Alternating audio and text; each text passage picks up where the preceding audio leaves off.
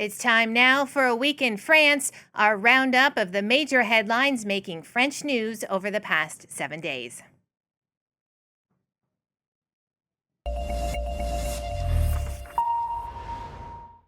Former French President Nicolas Sarkozy was freed from jail on Monday after serving just 20 days of a 5-year sentence following a judge's order for his release. He's been put under judicial supervision and is not allowed to leave the country. He was found guilty of seeking to acquire funding for his 2007 presidential bid from the late Libyan leader Muammar Gaddafi. Sarkozy has denied any wrongdoing and launched an appeal. That appeal will now be heard beginning on March 16th.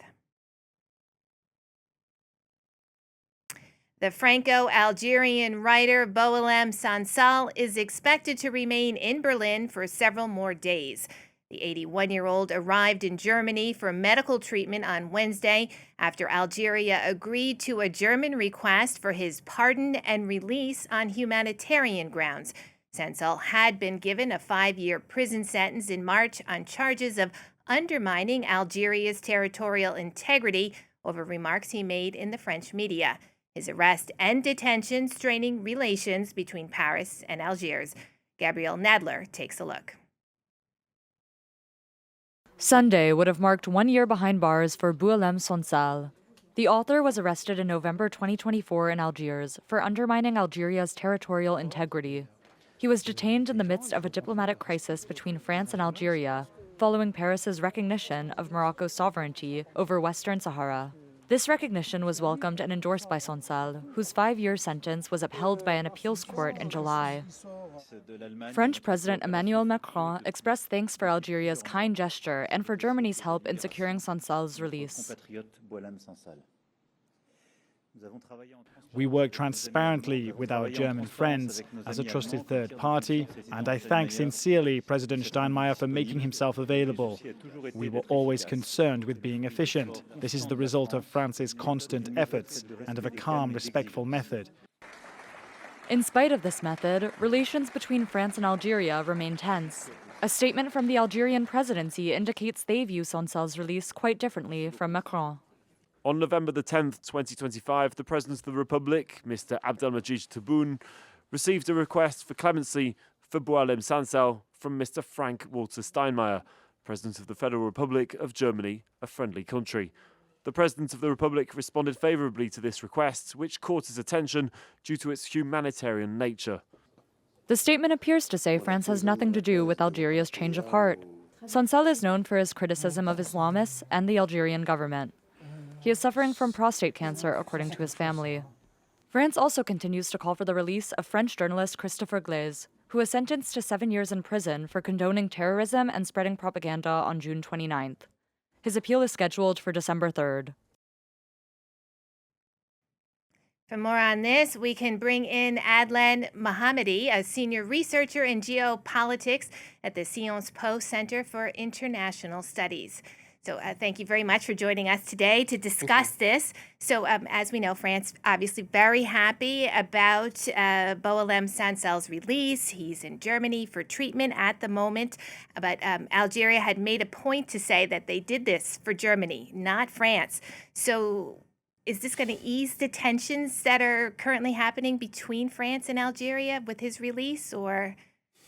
I mean, I think that it's very hard to make any prediction about the relations between these two countries because, in both countries you're facing two different kinds of political crisis. In Algeria, you're facing a democratic legitimacy crisis, which is very important, and in France, you're facing a political crisis. And I think that when two vulnerable countries are having tensions, suffering such confrontations. It's always aggravated by domestic politics. So it's always, undoubtedly it is a positive signal, of course, because his case was clearly did clearly matter to the French government, and yes, the German mediation was a way actually of sidestepping the poisonous relationship between Paris and Algiers. So yes, I think that that way it worked out. So it is a positive signal, yes. Now, as Sansal's comments, obviously very upsetting to the Algerian government. I mean, that's why he ended up in prison. So, what's the reaction been to his release in Algeria? Honestly, I mean, in France, of course, yeah, there's huge relief because everybody was talking about him. In Algeria, actually, I mean, let's face it, he wasn't really liked because of what he said. So, I mean, I think that nobody really applauded actually this release in Algeria, or very few people applauded this relief in Algeria, because there is a huge problem in Algeria actually. On the same day, a Iraq activist, unlike Boualem Sansal, who was not actually known for his for his political positions in Algeria before, a Iraq activist was sentenced to 5 years in prison for so-called advocating terrorism. I mean, on the same day, Mohammed Tajadid. So, yes, in Algeria, I mean, I'm not talking about the political class or the media, because they are clearly tightly controlled by the state. I'm talking about, I mean, ordinary people. Of course, I think that they felt something like double standards, because nobody will care about the other political prisoners in Algeria, of course. Diplomacy helped Boualem Sansal because of his status, but nobody will help the others. And this is, of course, a problem to many Algerian people. And to circle back to the relationship between Algeria and France, I mean, since independence, it's had its ups and downs. We're currently in a down period. Can you remind our viewers a little bit about how we've gotten where we are right now? I mean, because this isn't just about Sansal. Yeah. There's other issues that are currently adding to the tensions. Yes, of course. The first main problem was a geopolitical problem. Officially at least, it was the French position on Western Sahara, and this shift in the French position on Western Sahara, of course, led to a new tension. Maybe yes, a new tension between the two countries. And since then, last year, the situation actually was aggravated by many other issues. Domestic politics actually, I think, didn't help in both countries. In Algeria, it was, usual practice to use the tensions with France actually as a political tool. But there is something new happened in France.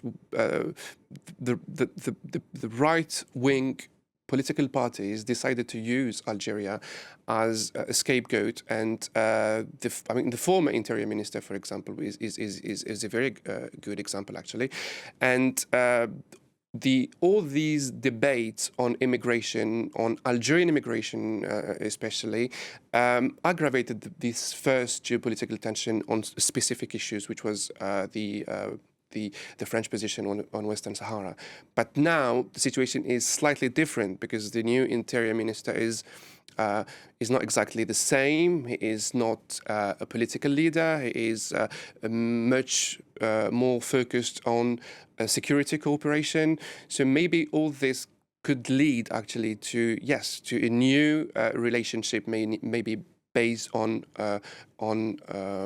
mutual understanding and confidence.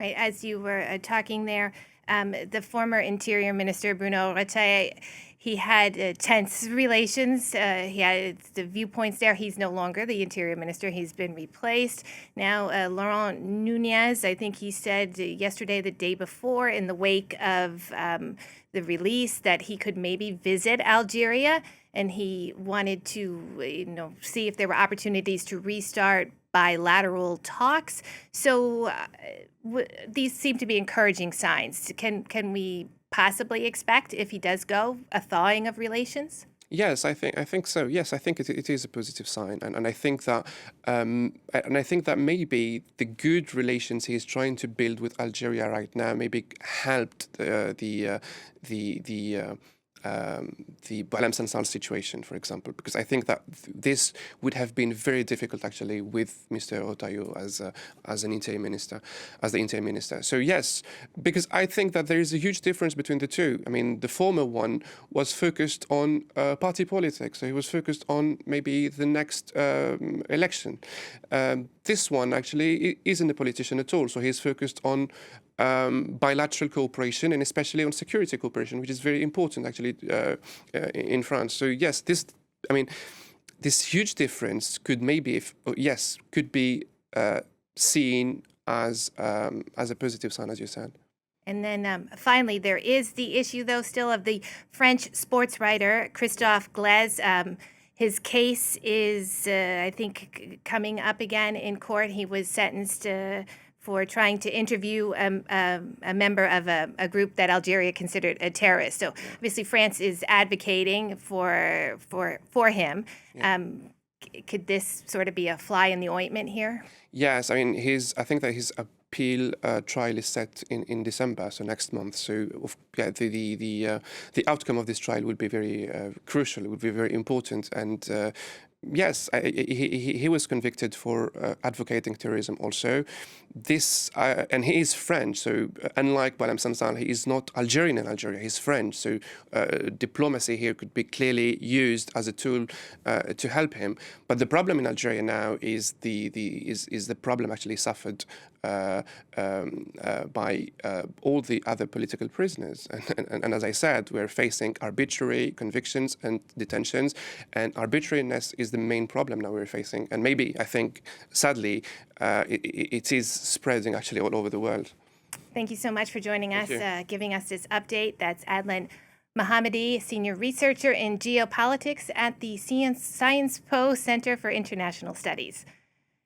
Turning to some other news, it was a somber day on Thursday as France marked the 10th anniversary of a series of terrorist attacks in the capital. Jihadists from the Islamic State group killed 132 people in coordinated assaults on the National Stadium, cafes and restaurants, and the Bataclan Concert Hall. President Emmanuel Macron visited those various sites before presiding over a remembrance ceremony in the center of Paris that evening. Nick Rushworth takes a look. A somber ceremony 10 years to the day after the terrorist attacks in which 130 people were killed in Paris. Bells rang out across the city. The French President Emmanuel Macron and loved ones of the victims attended. In one part of the remembrance, an organist played an instrumental version of Hell's Bells by the rock band AC/DC. An image of Marianne, the personification of the French Republic, appeared and cried.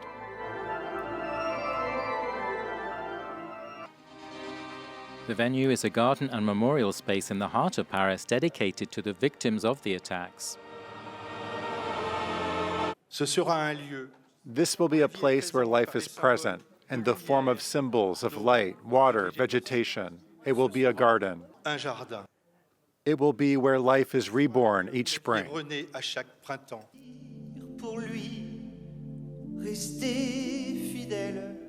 The names of the victims were read out, including of 2 survivors who later took their own lives. When terrorists want to strike at democracy and freedom, it is France and Paris they target. Aside that ceremony, people paid their respects throughout the day at places where the shootings and suicide bombings occurred, including at the Place de la République near the Bataclan Concert Hall, where the US band Eagles of Death Metal were playing that night.